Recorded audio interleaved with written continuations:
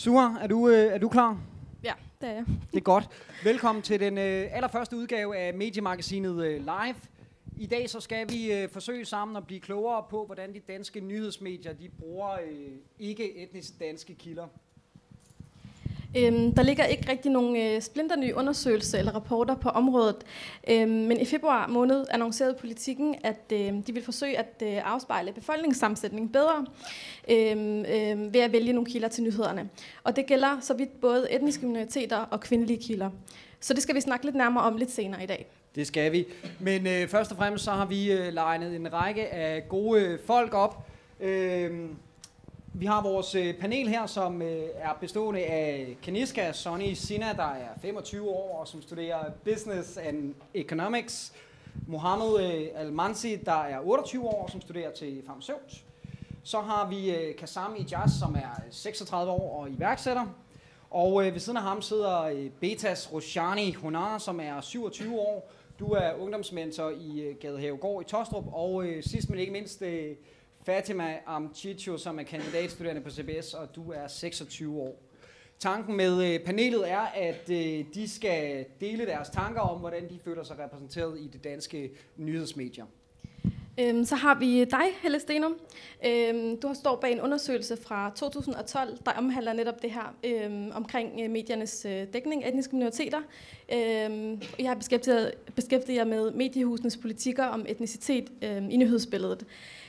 Til slut så vil vi gerne også lytte til dem, der bestemmer på nyhedsmedierne. Der har vi Tom Jensen fra Berlingeren og Michael Jarner, som kommer senere fra Politikken.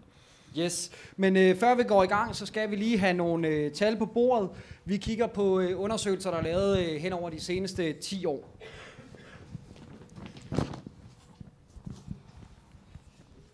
Sorry guys.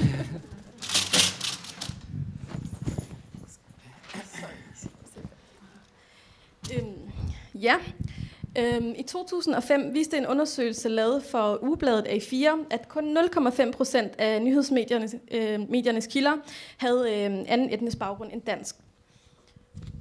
Vi spoler lige 7 år frem, for i 2012 er andelen af ikke-etnisk danske kilder steget markant. Det viser en undersøgelse fra Kontrabande, som er en af de mest omfattende på området. Det er også den seneste egentlige undersøgelse, men de medieforskere, vi har talt med, de har sagt, at tallene de har ikke ændret sig markant siden. Vi kigger lige på nogle af hovedpointerne fra den undersøgelse. Undersøgelsen omfatter sådan set 1.162 nyhedshistorier med 2.750 kilder bragt i de 10 nyhedsmedier, der var med i undersøgelsen. Og så omfatter undersøgelsen de første 14 uger af 2011. Det skal dog siges, at der kan være genbrug af kilder, så det kan være, at Nasser Carter har optrådt mere end én gang. I hvert fald så står det klart, at nydanske kilder er underrepræsenteret i nyhedsbilledet. Kilder med anden etnisk baggrund end dansk udgør nemlig små 5%. Ifølge Danmarks Statistik så udgør befolkningsgruppen som hele 10,4% af den danske befolkning. Kigger vi på kildernes etniske oprindelse, jamen så fordeler de sig sådan, at 90,6% er etnisk danske, mens 4,4% af kilderne er ikke etnisk danske. Ud af de ikke etnisk danske kilder, så har 1,3% vestlig baggrund, og 3,1% har ikke vestlig baggrund. Jo, væk med det.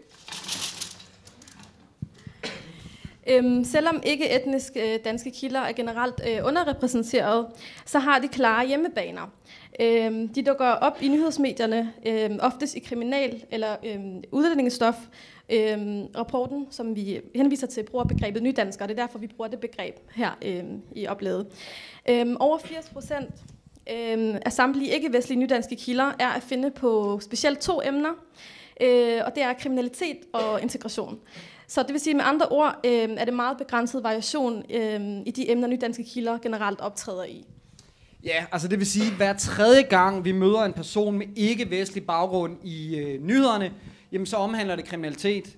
Hvis man tænker, at nyhedsmedierne skal repræsentere det danske samfund som hele, jamen så vil det betyde, at 33% af alle ikke-etniske danskere kan associeres med kriminalitet.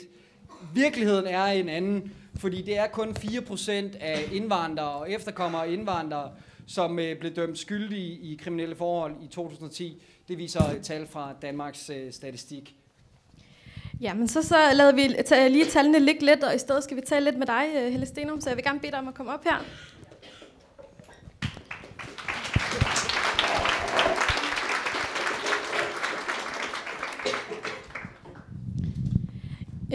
Du har kigget netop på den her problemstilling i den her undersøgelse fra 2012, hvor du har set på, hvordan det foregår i selve maskinrummet på medierne. Derudover så er du forsker i migration, og det vil sige, at du beskæftiger dig og møder mange af de her kilder til dagligt, også som vi snakker om i dag. Den her undersøgelse, I har lavet for Tribunal i 2012, er en kvalitativ undersøgelse, som hedder "Betyder det noget? Et ledelsesblik på etnicitet i nyhedsmedier". For at starte et sted, så kunne jeg godt tænke mig at spørge dig, hvorfor mener du, at den her problemstilling er så relevant at tage op? Altså hvis du mener problemstilling med medier og repræsentation af etnicitet, ja. Så er det en problemstilling, der har været rigtig vigtig i rigtig mange år, og måske til stadighed bliver endnu vigtigere. Fordi der sker en skævvridning af den måde, som etnicitet bliver repræsenteret på. Altså man kan sige, at majoritetsetniciteten, den er sådan ret usynlig, den bliver sådan repræsenteret som et vi, og som noget danskhed, og som jo rigtig refereret af de andre undersøgelser, så bliver minoritetsetniciteten jo tit repræsenteret ved kriminalitet eller ved terror, og det har jo været fortællingen, som jeg har hørt. Altså jeg har jo ikke oplevet det selv, fordi jeg skal jo ligesom nogle andre til at fortælle mig, hvordan det opleves, fordi jeg er jo selv etnisk majoritet. Men det er rigtig vigtigt at sætte fokus på, og det er rigtig vigtigt med sådan nogle arrangementer, som I holder i dag, fordi hvis man skal ændre det, så skal der jo også være et pres fra dem, der føler sig særligt eksponeret for at blive repræsenteret på den her måde. I nævner det her i undersøgelsen også, at der generelt er bred erkendelse omkring det her problem på medierne. Altså, hvis der er stor erkendelse af det her, hvorfor kommer det så alligevel til udtryk, altså det her problem? Jamen altså, et af paradokserne i vores undersøgelse, som bestod af interview med chefredaktører og HR-ansvarlige på de 17 største danske nyhedsmedier, viste det her paradoks, at på den ene side så er man ikke overrasket over, at der er en etnisk uligestilling eller mangel på etnisk ligestilling i de danske medier. Når vi spurgte om Kontrabandes undersøgelse, så var det heller ikke noget, der var særlig overraskende. Men paradokset bestod så i, at man havde så ikke sat nogen særlige initiativer i gang fra mediernes side for at ændre den her situation. Og altså ikke alle, men en del medier mente også, at ansvaret for at ændre de her forhold lå uden for medierne selv. Men kan man sige, altså sådan, at medierne og journalisterne, de handler på automatpiloten, når det er, at de skal finde kilder og lave de her historier, så det er bare sådan automatisk?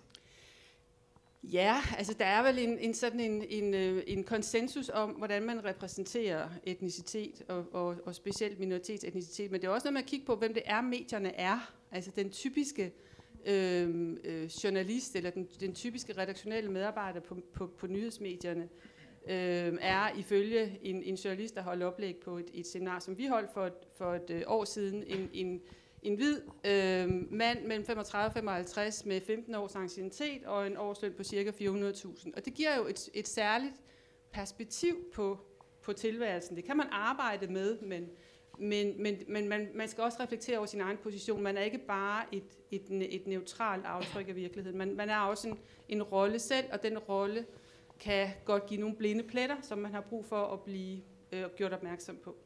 Jamen, hvordan afspejler det her så i de kilder, man så finder, den baggrund, man selv har, for eksempel? Jamen altså typisk så bruger man jo et kildenetværk, som består af folk, man kender i forvejen, og hvad skal man sige, jeg håber, det er en mindre del, men en aftagende del, men ellers så har, hvad skal man sige, majoritetsbefolkningen jo også, i hvert fald tidligere, levet et rimeligt hvad skal man sige, isoleret liv, eller også i et parallelsamfund, som er meget stort, hvor man ikke har haft venner med etnisk minoritetsbaggrund, eller været i familie med, eller været naboer til. Så derfor så er de folk, man kender, den måde, man udbygger sit kildenetværk. Det kan også have den her bias, fordi man ikke er særlig bevidst om det.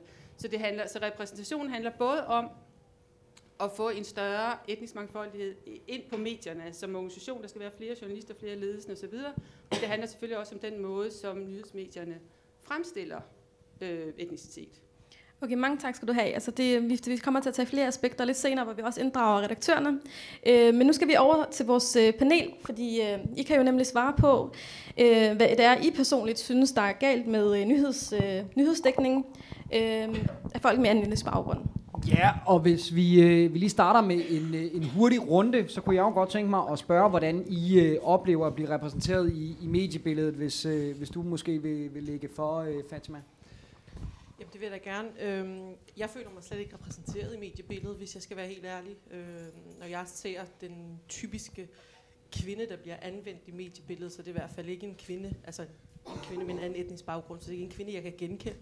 Det er som regel en kvinde, som enten er arbejdsløs, eller som går på Nørrebrogade og har burka på og kører med en eller anden barnevogn af en art.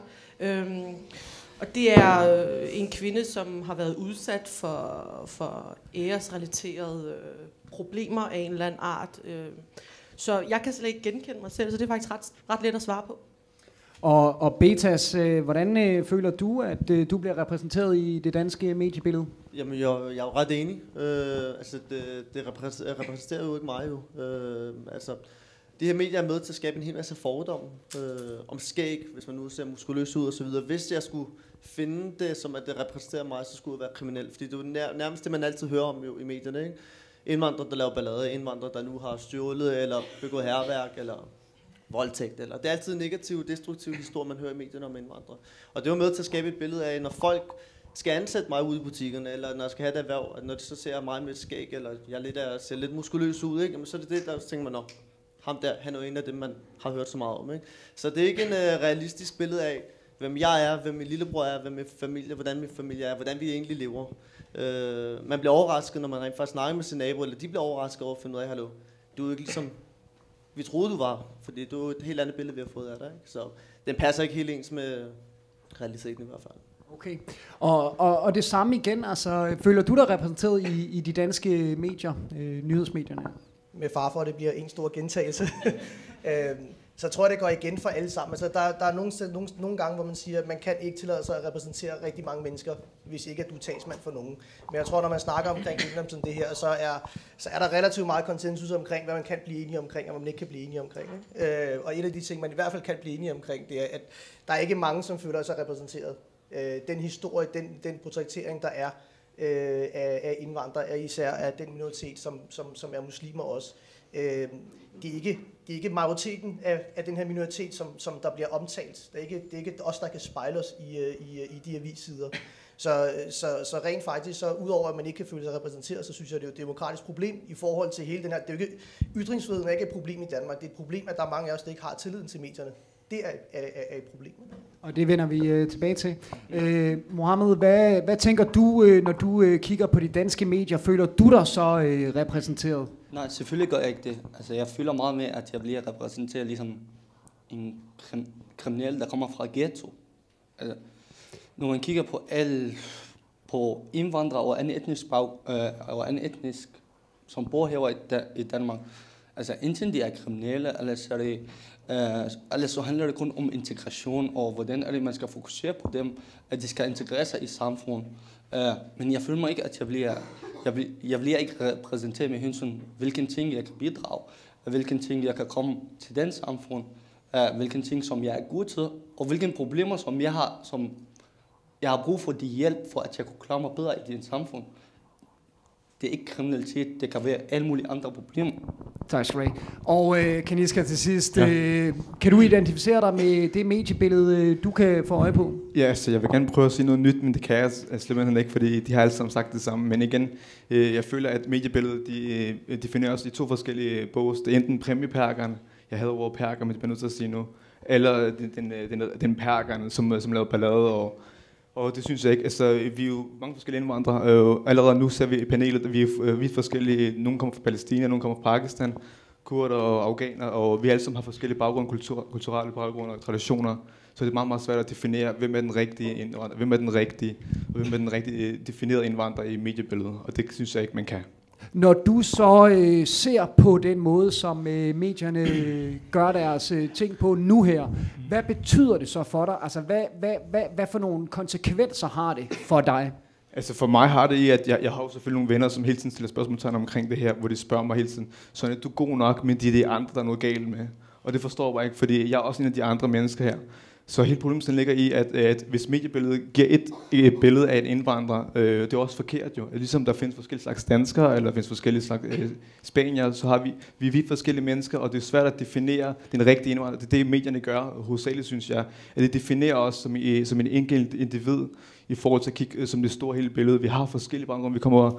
Nogle kommer her på grund af de indvandrere, nogle er flygtninge, nogle er kommet på grund af alle mulige forskellige tiltag. Ja, og nogle er jo slet ikke indvandrere. Og nogle er ikke indvandrere, og så, altså den er svær, men de kan godt gøre det meget, meget bedre at være kildekritisk.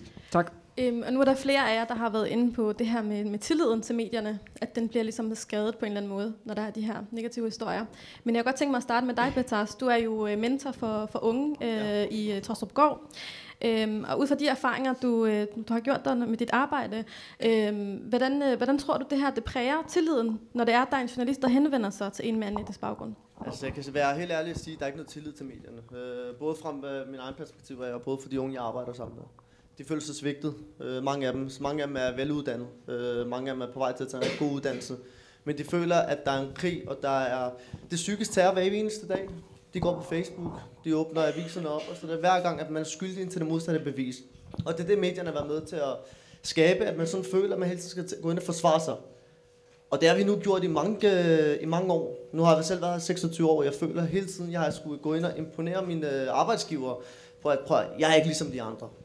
Og det har været med til, at man bliver drænet for energi i sidste ende. Nogle er hårdnakket, nogle kan holde ud, nogle tager initiativ, som I gør.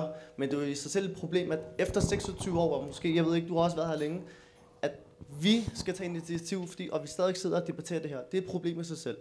Så den tillid, den er der ikke. Medierne, jeg ved godt, de skal tjene penge, og redaktørerne, det handler om penge. Men vi skal tænke over, når vi har så destruktiv journalistik i Danmark, og prøver at skabe et parallelsamfund, for det er det, medierne gør. Det kan godt være, at I tjener jeres penge. Der er mere opmærksomhed, der er mere debat, når det handler om udlændinge og danskerne. Det kan vi jo se på Facebook. Lige snart der er noget om indvandrerne, så er der mange likes, der er debat, og det kører bare i flere dage. Men er der noget videnskabeligt? Er der noget positivt? Vi har mange veluddannede, som kan gå ind og pointere frem. Vi har mange iværksættere, udlændinge, som er med til at gøre det danske økonomi meget bedre. Yes. Og vi vender tilbage til redaktørerne lidt senere og hører deres bud på, hvordan vi eventuelt kommer videre.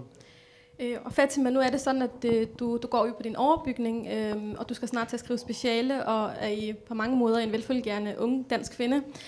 Men da det var, at vi for eksempel henvendte os til dig på Mediemagasinet, så mødte du os jo stadigvæk med den her skepsis, og hvor jeg nærmest skulle overtale dig, for at du skulle være med. Jeg ved ikke, om du havde været med, hvis jeg ikke selv havde været med på den der forstand.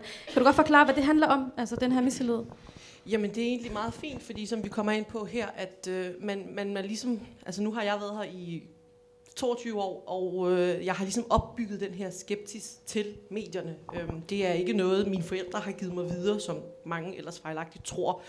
Det er skam heller ikke noget, hvor mine forældre har afholdt mig fra at være med i debatter eller journalistik. Min fars største ønske var, at jeg skulle blive journalist, men jeg har simpelthen bare ikke nogen tillid, fordi som sagt, som jeg sagde tidligere, jeg kan ikke genkende mig selv, jeg kan ikke genkende mange af mine veninder, jeg kan ikke, altså det er virkelig ligesom at høre nyhederne på et helt andet sprog, når jeg hører alle de her fordomme blive gentaget om igen. Så derfor så tror jeg, altså på automatik tror jeg ikke på folk, der henvender sig til mig for sådan noget her. Når du, Kaniska, ser på de danske nyhedsmedier, hvad ser du så som det allerstørste problem i forhold til den måde, som danskere med anden etnisk baggrund, de portrætteres på? Hvad er det ligesom, der er det aller værste, hvis vi kan prøve at sætte fingeren ned på det? Fra hvilken side? Fra mediernes side? Ja, fra mediernes side. Altså det, du kigger på medierne. Ja. Hvad er simpelthen det værste? Det værste det er jo, at problemet ligger i, at vi altid bliver interviewet af de samme grundlag. Det er enten om det er terror, eller det er de kriminelle sager, om det er voldtægt, om det er... Altså det er de samme basic... Så det handler om vinklingerne? Altså jeg kunne godt tænke mig at snakke om A-kasse. Altså jeg synes, det er meget spændende at snakke om A-kasse. Jeg vil gerne snakke om alt muligt andet. Jeg synes altid, det bliver det samme, om det er kontant, eller om det er voldssagen, eller om det er har du det godt derhjemme, og er det traumatiseret? Altså jeg kan godt snakke om... Jeg ved ikke, hvordan vejret er i dag. Altså, ja. Det bliver vi ikke, og det kan godt lyde sjovt jo, men det er meget, meget vigtigt, at vi bliver vi bliver hørt i andre sider af sagen, for vi er 10% af den danske befolkning, det er jo en stor del, og vi er måske 15% om 50 år, for vi føder mange børn, som vi alle sammen ved. Så ja, det, altså så for at forstå dig, ja, bare komme, det er fint nok. Så for at forstå dig rigtigt, så det handler om, det er for eksempel, hvis der er en eller anden historie om, nu bliver dagpengesatserne sat ned, så vil det måske være meget godt, hvis der lige var nogle brune danskere, der også lige gav deres besøg med. Ja, selvfølgelig. Altså det ser jeg bare ikke. Jeg ser ikke, når DSB er forsinket, hvor vi hører en indvandrer snakke om, hvorfor er DSB forsinket. Og det kan godt være, det er en lille problemstilling, men det er jo der, hvor danskerne eller også befolkningen, vi kommer til at se, okay, de har også noget at skulle sagt i det område, og det er ikke bare det samme gentagelser i de forskellige medier, ligesom det, der skete her for nylig med Omar, og jeg kunne blive ved med alt det her. Mohammed, er du også enig i det, der bliver sagt, og hvad tror du sådan generelt, man kan gøre for at forbedre mediedækningen? Altså, hvis man snakker om, man kan forbedre medier, så skal man kigge på journalister. Hvem er det? Altså, hvis man kigger på alle journalister, de har ikke forskellige baggrund. Det har de ikke. Altså, og dem, som man kan sige, de har anden etnisk baggrund. Hvem er det også? Og hvilken gruppe de tilhører under? Fordi jeg er sikker på, altså, de vil ikke hente en fra en moské. Han kommer aldrig til at være ind i Berlingske, eller han kommer aldrig til at være i Ekstra Bladet. Det kommer han aldrig. Fordi han får ikke engang lov til at være der det her. Så jeg tror, vi skal først kigge på, hvis man skal repræsentere alle folk, vi ved, okay, der er nogle muslimer, som beder 5 gange om dagen. Altså, er det okay, at han kan komme ind og være i Berlingske, for eksempel? Er det okay, at han kan komme ind og være i politikeren? Jeg ved ikke om... jeg tror, det er den første problem, man skal kigge på. Så kan man afspejle hele samfundet, og de ting, som man har i samfundet. Så det handler om at få et bredere journalistkorps? Ja, selvfølgelig. Okay. Ellers så kan du aldrig repræsentere hele befolkningen. Okay, Kassam, hvad tror du, at der simpelthen skal til for at få for at du føler dig bedre repræsenteret i medierne? Altså jeg mener, at først og fremmest så skal pressen lige have genopfundet sig selv. Og ligesom blive bekendt med igen, at deres rolle er at være samfundets vagthund. Og dernæst så er det ikke et spørgsmål om nødvendigvis, at man er... Det er lige nødt til at... Hvad mener du med det? Med at de skal... Hvad skal man sige? Altså samfundets vagthund, ja, der mener at du bliver nødt til at være lidt objektiv, og du bliver nødt til at være kritisk over for begge parter. Det er en meget subjektiv udlægning, som der sker af rigtig, rigtig mange tilfælde. Og det er jo en af grundene til, at vi ikke kan afspejle os. For man kan så sige, at som Mohammed siger, at selvfølgelig har det noget at gøre med, hvem det er. Altså, hvor mange er vi, som er repræsenteret sådan rent fagmæssigt. Men det er også et spørgsmål om, hvilken vinkling bliver der brugt. Så hvis vi bliver stigmatiseret, eller føler os stigmatiseret, så er det jo ikke der, hvor vi siger, aha, det er lige præcis mig, de snakker om. Så vagthundsmæssigt, at du bliver nødt til at bevare objektiviteten, og bevare de simple spilleregler, som der ligesom er. Altså jeg kan huske, tilbage i folkeskolen, så sad man og lavede billedanalyser, ikke? Og man sad og tænkte, hvad fanden skal man nogensinde bruge det her til? Og så lige pludselig så slår man op i en avis, og så kan man jo se, at for hver gang, at vi snakker omkring, om vi snakker halalkød, eller vi snakker integration, eller vi snakker skoler, så har vi muslimer, der beder i en moské. Super smukt billede, det har bare intet med hinanden at gøre. Så hvis medierne ligesom skal genopfinde sig selv, så skal man lige huske at hæve niveauet for journalistik lidt mere, når det kommer ind til bestemte områder. Ikke? Yes, og inden vi går videre, så skal vi lige være helt konkrete og ned og tale om en enkelt historie her til sidst.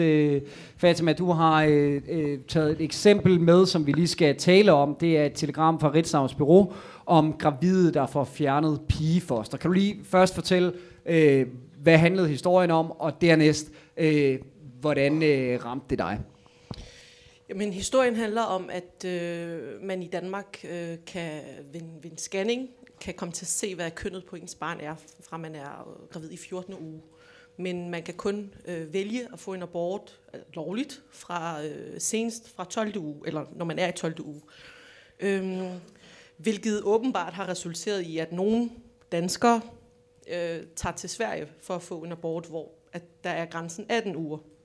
Og den her historie handler så meget fint om de her ting, men så står der så også lige i historien, at hovedparten, eller at det som regel er danskere med anden etnisk baggrund, der vælger at få fjernet de her fostre.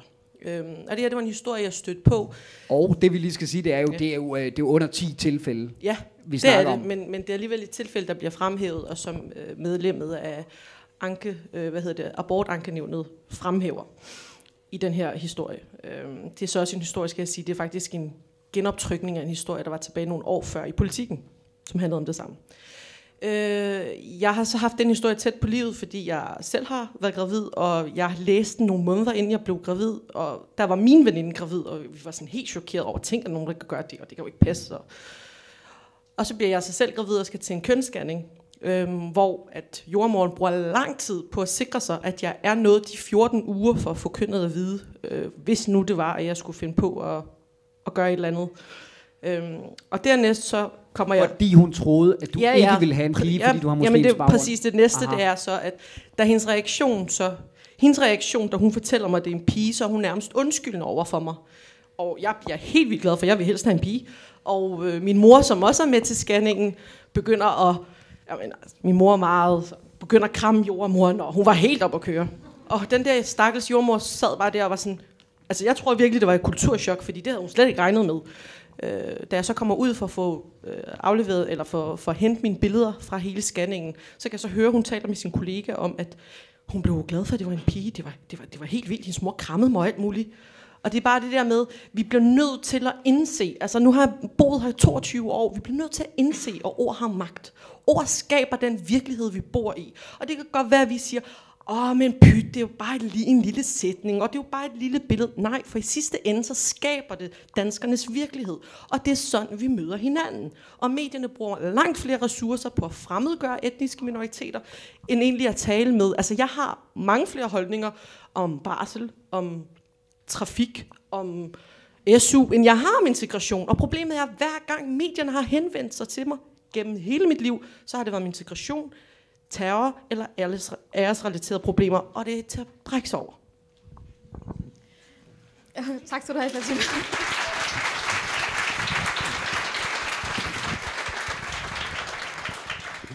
Ja, men nu har vi jo hørt lidt forskelligt fra panelet. Hvad tænker du generelt om de kommentarer? Altså især Fatimas kommentar her til sidst.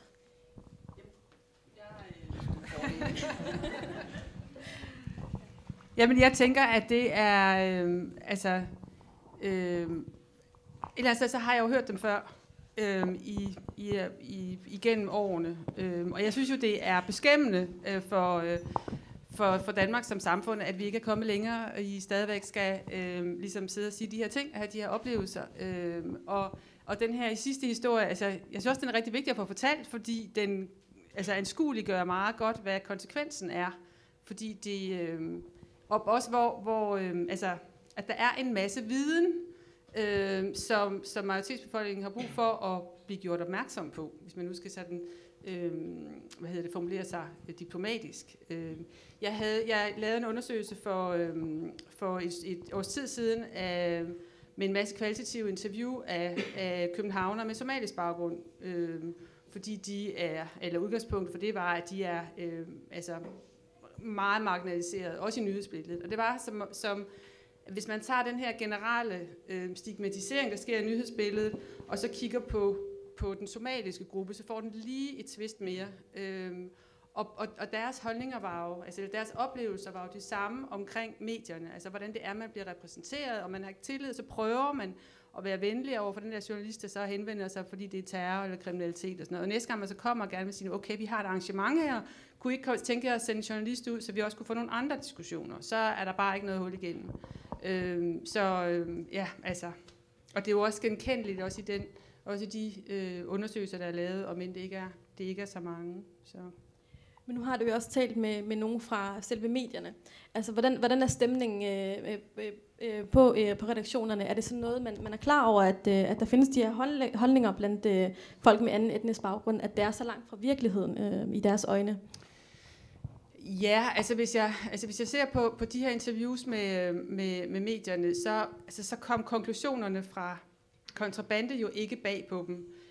Det der måske kunne jeg have en fornemmelse af, uden at det indgik direkte i vores undersøgelse, men jeg kunne have en fornemmelse af, at man har en forestilling om, at folk med minoritetsbaggrund ligesom ikke opdager, at de bliver repræsenteret på den her måde i medierne.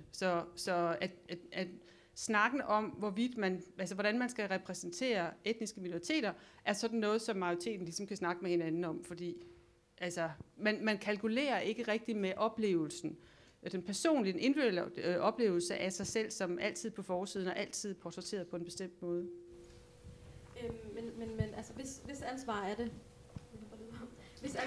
så at man ligesom gør noget ved det her problem, så der bliver nogle lidt anderledes historier? Jamen, jeg mener, at medierne har et meget stort ansvar for det, der foregår i deres egen baghave. Og der kan man gøre forskellige ting, og det forstår jeg, det er sådan noget, vi skal snakke om lidt senere. Men der ligger selvfølgelig også et stort ansvar på, andre, der ytrer sig i den offentlige debat, og som er toneangivende. Altså nu har vi en valgkamp her, som er i gang, og hvor det ligesom hver dag har sine nedslående oplevelser. Så der ligger også et stort ansvar på politikerne for ligesom at hæve, både stigmatisering, men også sådan, altså man mærker sådan et vist aggressionsniveau rejse sig. Og derudover er der jo måske også en grund til at fokusere lidt mere på etnisk ligestilling som sådan. I de sidste 10-15 år har det jo ikke været så meget inde i den almindelige måde at organisere staten på, for eksempel, at man fokuserer på den her etniske ligestilling. Og altså alt snakken om den politiske korrekthed, når man taler om sprog, hvad er det for et sprogbrug, man skal bruge, og ord skaber virkelighed, det er fuldstændig rigtigt, selvom man igen og igen skal diskutere det. Altså snakken kommer lynhurtigt til at handle om ytringsfrihed. Man kunne snakke om retten til at komme til orde og blive repræsenteret. Altså den ret taler man ikke så meget om. Så man kan sige, det er et stort samfundsmæssigt ansvar, men medierne medierne har absolut også et ansvar for at gøre noget og kan gøre noget. Jamen, det her spørgsmål med ansvar, det kommer vi ind på, som sagt, hvor vi også har en debat lidt senere. Men tusind tak, fordi du var med her.